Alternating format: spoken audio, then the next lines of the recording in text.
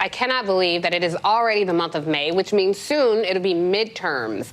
Midterms. So what issues are driving you to the polls this election cycle? Will the abortion news bring them out? Well, we'll have to wait and see. We did watch Georgia voters break records this week as all the players came from far and wide to cast ballots during early voting. Meanwhile, Indiana and Ohio hosted their primaries. So now that we have a preview of what a right-wing extremist conservative majority government could look like, will voters do what is necessary to defeat it? Joining me now are LaTosha Brown. She's the co-founder of Black Voters Matter, also MSNBC political contributor and Morgan State University professor, and my arch nemesis, Dr. Jason Johnson, and my favorite, the nicer one, Elie Mystal, justice correspondent for The Nation and author of the recent New York Times bestseller, Allow Me to Retort, A Black Guy's Guide to the Constitution. I couldn't think of a better panel. LaTosha, I have to kick it off with you because I saw your tweet when the SCOTUS ruling was leaked, and you think this leak helps Dems. Maybe so, but I'm curious, will it be enough to overcome the rampant voter suppression? They could potentially steal this election. We've seen what happens when the right-wing extremists see election results they don't like. What are your thoughts? Absolutely. I think that is $1 million question. Will it be enough to push the Democrats over the edge? But I do believe that there is a tremendous amount of frustration in women across the board. Everybody that I've been talking to are very upset about this ruling, because this is really around a question of women having agency and literally being able to have the fullness of their humanity really respected. And so what I do believe that is going to happen, I think we're going to see younger women voters, and I think young people can be a game changer for the Democrats. It's a matter of how they message and take advantage of this opportunity.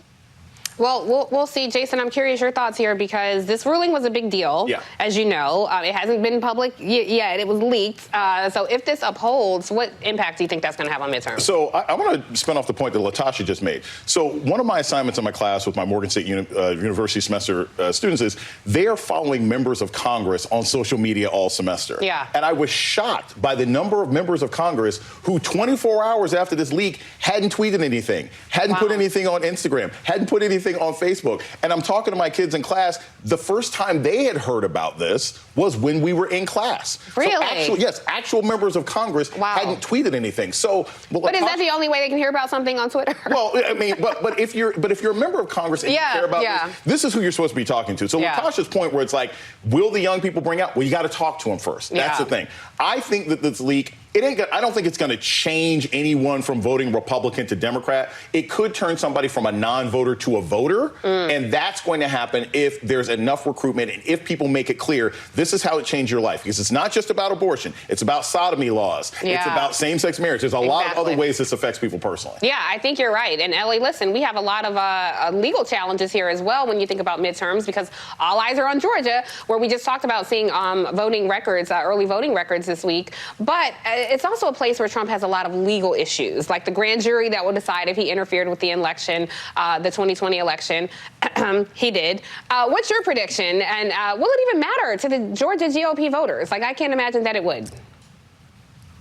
Abortion has been legal in Texas since September, and I ain't seeing nobody doing anything about it, all right? Like, there are things that we could be doing right now to make constitutionally protected health care services available to women right now that we're not doing. Joe Biden could be federalizing abortion services out of federal facilities right now. He's not doing that. The Senate could pass a bill protecting a woman's right to choose right now. The Senate, 2 senators in particular, are not doing that. So when we talk about having a real uprising around these issues, what we need to see is not just the people who always care about this rising up, because women have been fighting in the trenches over this issue for 2 decades, all right? They're not going anywhere. We need people to get their back, right?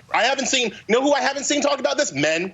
I haven't seen a whole lot of men get risen up and get angry and get activated over this issue. And so as we always like to talk about the 52% of white women who voted for Donald Trump, 62% of white men voted for that guy. So, like, when is that happening? And until that happens, and until we have people kind of explaining why that needs to happen, I am skeptical that this or any other Christian theocratic decision will wake people up and drive them to the polls. Well, I think you make such a good point, Ellie. That's 100% true. I am curious your thoughts specifically in Georgia because, look, you're 100. We have to hold. That's okay. Because I wanted your thoughts. I wanted your thoughts on abortion, brother. So you're good. But I do want your legal perspective because you're the only lawyer on the panel with us on the situation in Georgia. Because even though abortion is a big deal for a lot of people in Georgia, I'm just shocked to see that some polls have Herschel Walker polling ahead of Reverend Raphael Warnock. A man with multiple personalities accused of beating his wife is polling higher than a pastor. And I'm just curious, will the legal entanglement of Donald Trump interfering with the 2020 election or being accused of interfering with the 2020 election, if we believe our ears he did, trying to anyway, will that impact voters there? We haven't seen that happen yet. Donald Trump has been in legal jeopardy since he came down the escalator, and the people who like Donald Trump have baked in the fact that he's a criminal and don't care about it, and the people who don't like Donald Trump already know that he's a criminal and are doing what they can to stop him. So we haven't seen new allegations of wrongdoing impact Donald Trump, but we also haven't seen prosecutions of Donald Trump.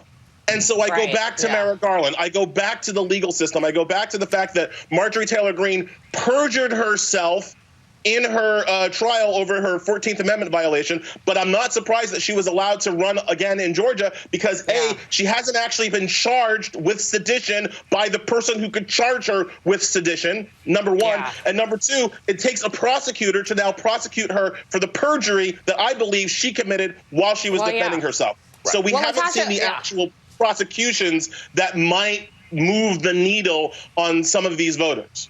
Well, LaTosha, Black Voters Matter is, of course, a national organization, but you do a lot of work in Georgia. Ellie just talked about perjury Taylor Greene and, you know, the challenges that she has there being allowed to run again. I'm curious because Black Voters Matter, people are looking to LaTosha and Cliff to out-organize the legislative failures and leapfrog over the voter suppression. I'm just curious how challenging that will be given all the economic issues happening in society, all the, our, you know, rights are being eroded, and just political apathy among some who want to see better results and more results. Your thoughts on how people can out-organize what we're facing this midterm cycle?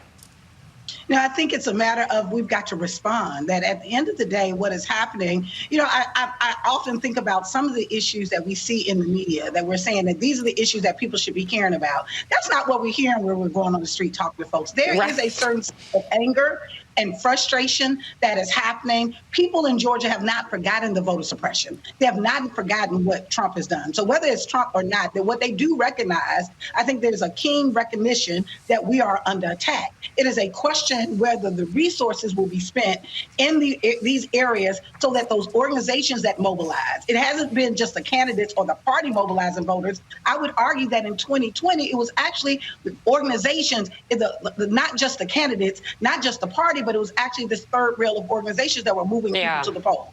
So I think that it is, yes, when we're talking about if we can out-organize, we've always said it's not a matter of out-organizing. It is a question, though, when we turn out for the fight of our lives. That is the question, and I want to ask Jason about that on the other side of this break. So stay with us. Much more of this conversation with LaTosha, Ellie, and Jason right after this quick break.